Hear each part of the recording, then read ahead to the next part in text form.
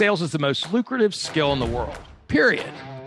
The problem is most sales advice out there today is outdated, cheesy, and can even keep you from getting the deals that can make all the difference in your career.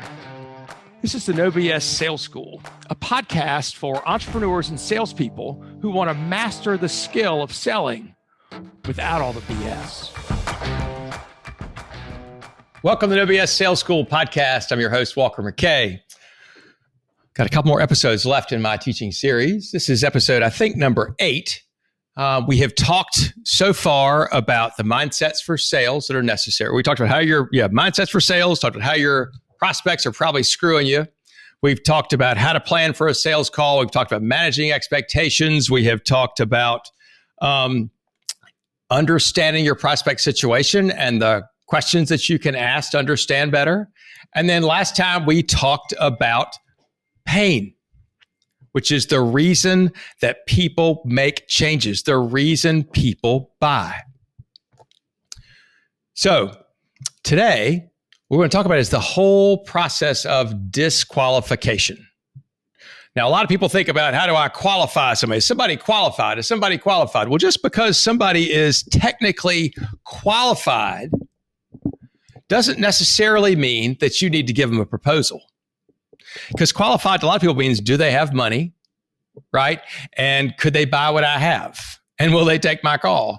Reality is, just because somebody's got the money to do it doesn't necessarily mean they'd spend it on what you have.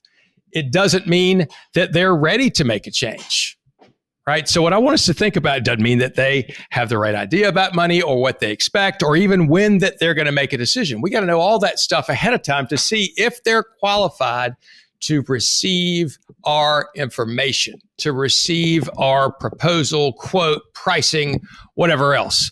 Are they qualified? I would suggest that most people are not ready to make a change. They're not ready. And so when do you want to know if they're not ready to make a change? I would say right now.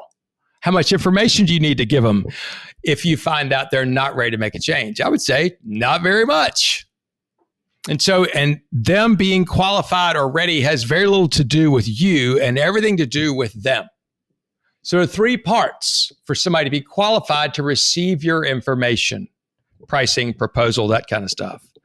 Number 1, they've got to have pain. We talked about that in the last episode. Pain is the emotional, compelling, personal reason why somebody needs to make a change.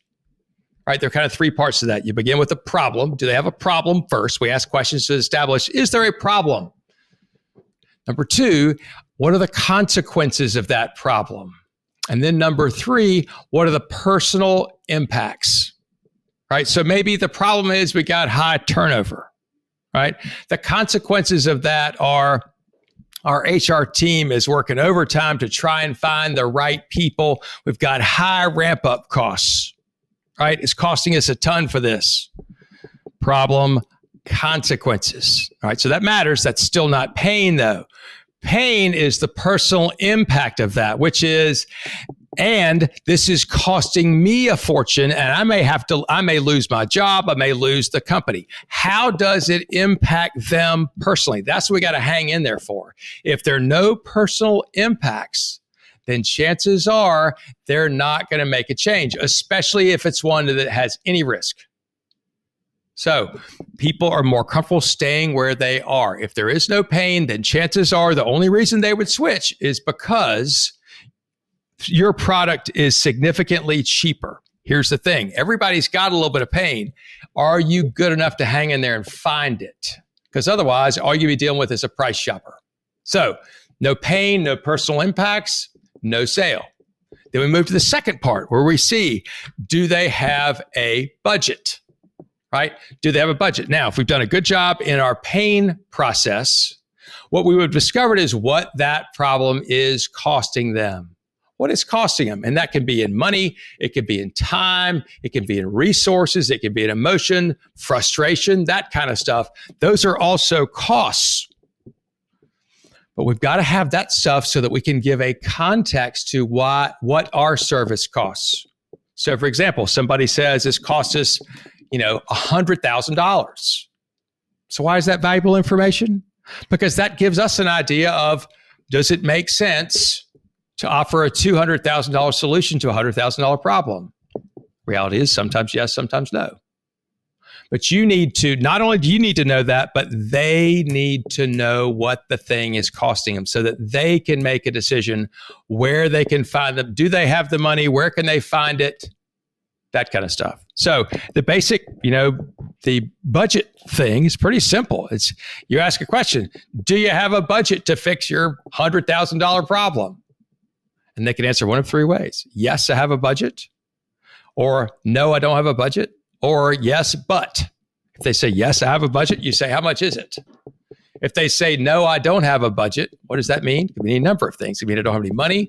It could mean I don't have a line item in my budget. It could mean I just don't know how much it costs.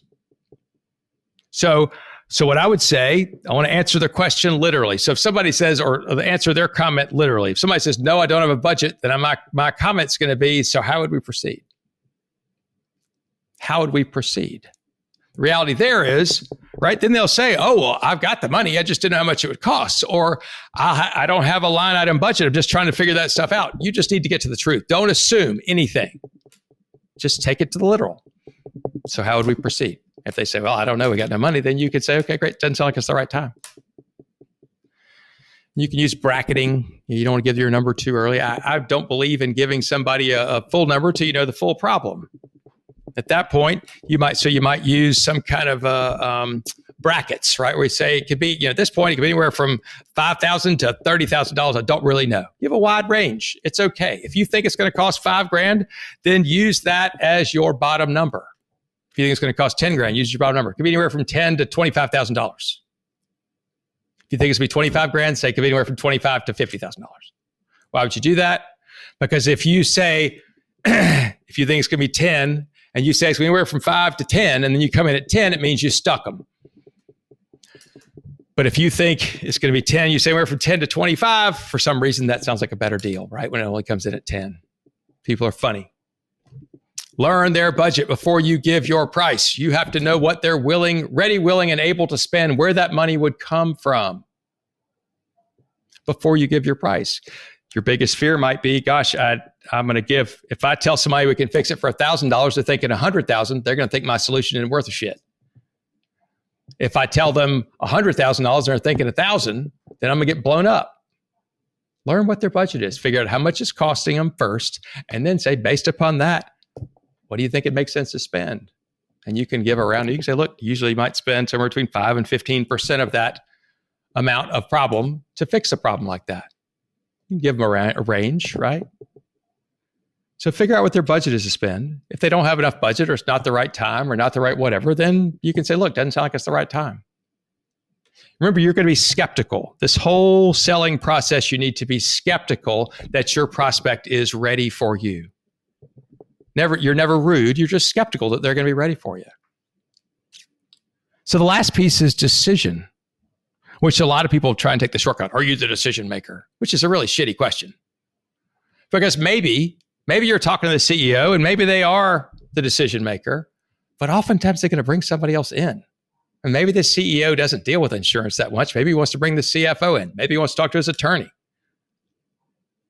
So you got to learn their decision-making process, which is a whole lot more than are you the decision maker?